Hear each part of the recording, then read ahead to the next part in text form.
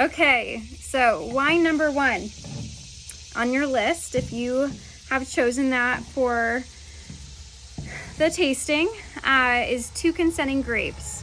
So the way that these videos are running, it's dry to sweet. It's easier on your palate that way. Otherwise, I would say it's like brushing your teeth and drinking orange juice, which never fun. But the first wine on the list is Two Consenting Grapes. It's a 2016 vintage.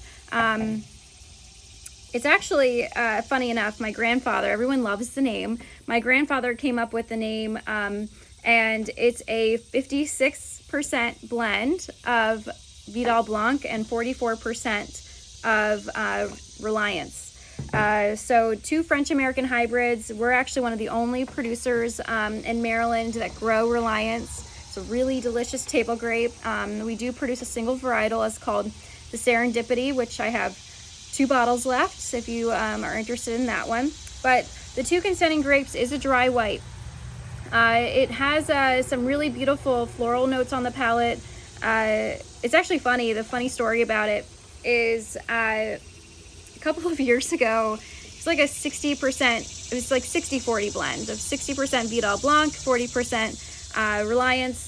When we make a wine, the blends actually, the percentages do make a difference. Even that 5% of something might lift the wine, give it some fruitiness. Anyway, I'm a pretty sarcastic person, I think, and my grandfather, he named the wine, and it was one of the first vintages that I can remember of making this wine. And I said to him, because it was during a time in college, when consent was something that we had to do like the programs for. So I said to my grandfather, I said, well, it's a 60-40 blend. So like I was just joking, and I said, do both grapes really have consent then? And he goes, well, what do you mean? It's a blend. And I said, well, there's 60% in one of the variety in one and 40% in the other, and we named it Two Consenting. Like, doesn't it make sense that we would do 50-50? And he says, well, it's a blend. I mean, so it ended up being, what was supposed to be entirely a joke, ended up being like a 10 to 15 minute explanation as to why it was no longer consensual for both of those varieties to be in a blend at that proportion together. I really kind of outdid myself, I guess. And my grandmother walks in and she goes, Rachel, like, what did you do?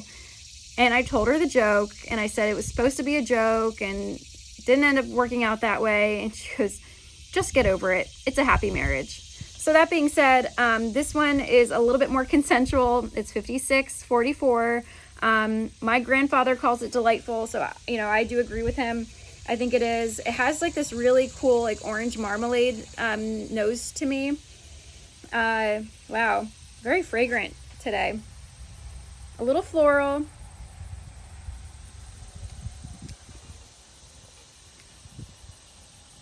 Some nice yellow apple and like maybe some unripe pineapple on the palate. But I agree, it is a very delightful wine. So I hope you enjoy.